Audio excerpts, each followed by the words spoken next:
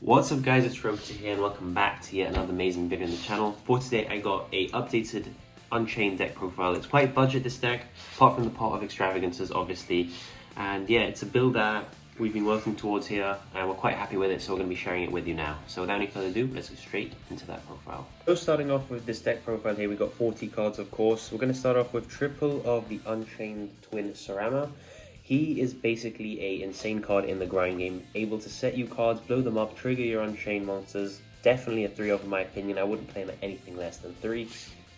We've got 3 of each of the twins here. They are the heart and soul of the deck. Everything revolves around blowing your stuff up, and these guys just do that perfectly. So yeah, again 3, because you're going to be cycling through all of them all the time. If they're destroyed by battle or card effect, they bring each other up from the deck. So that's why we're playing 3 of all the good ones.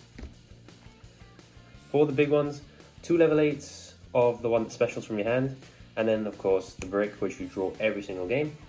But yeah, 3 level 8s, you don't want to make the deck any more bricky, because 3 level 8s is already, you see them in your hand, you don't really want to see them. So yeah, this guy's really good for chain blocking, and this guy is really good for breaking boards, hence why I play them. He's mandatory, but just play him at 1. Anything more than 1 is crazy in my opinion, and he puts himself at the bottom of the deck, so you don't really need to be playing 3. That's it for the Unchained monsters here, and now for the hand traps.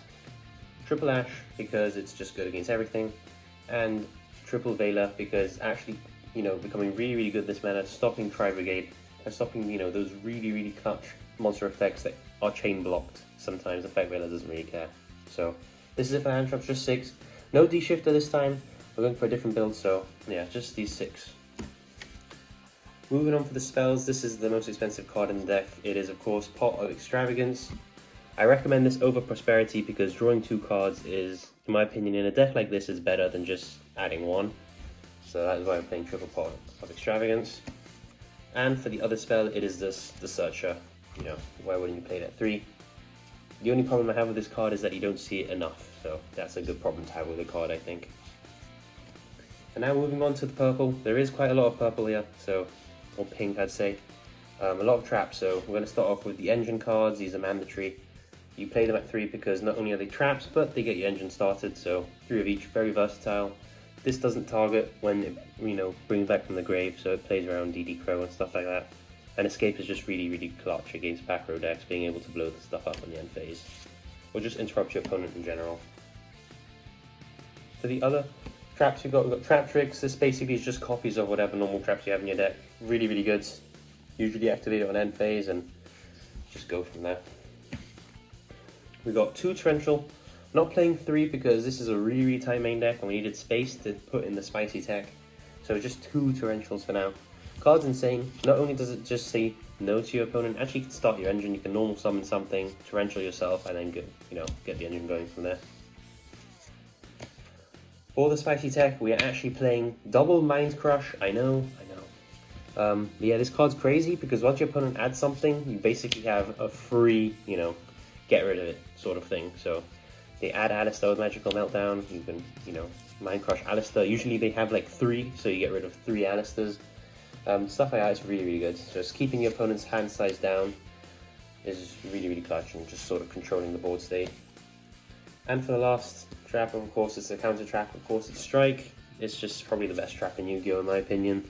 Stops special summons and stops monster effects. Just, what more can I say? Just pay 15 and feel great. That's it for the main deck. We'll be now moving on to the extra deck. Fuck! So now with the extra deck, we got double of the Unchained Abomination. You don't need to be playing him at 3 because he's not the best. So even if you banish 2 copies, it's fine. You don't really care. You just make him when you're winning. And when you want to win more. Or if against back row decks, just the popping of every end phase is really hard for them to keep up with that. For the dogs, we got triple of Anguish and triple of Rage. These guys you really want to be keeping in the extra deck, hence why there's 3. And even if they get outed, they keep your engine going because they add a Fiend from your graveyard back to your hand. So it will usually be Sarama, and then Sarama can start everything again.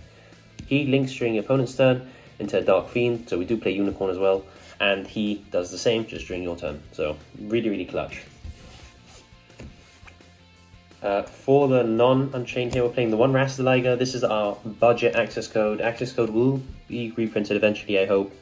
When that happens, it will be him. This is just, you know, a big beefy boy that can attack. We're playing 1 Topologic Bomber Dragon because blowing up your own stuff, as you can tell, is really good. And when you can special summon stuff from the, you know, from your grave, from your deck, from your hand, it's really good to have a card like this. You can constantly trigger its effects and just constantly regeki your opponent. We're playing double Nightmare Unicorn because we want at least one to survive. So that's why we're playing double Unicorn. Unicorn's really good. We all know what it does. Just spin something back to the deck. We're playing double of the Nightmare Phoenix. Again, just a really good utility card to have. So we're playing 2 of it.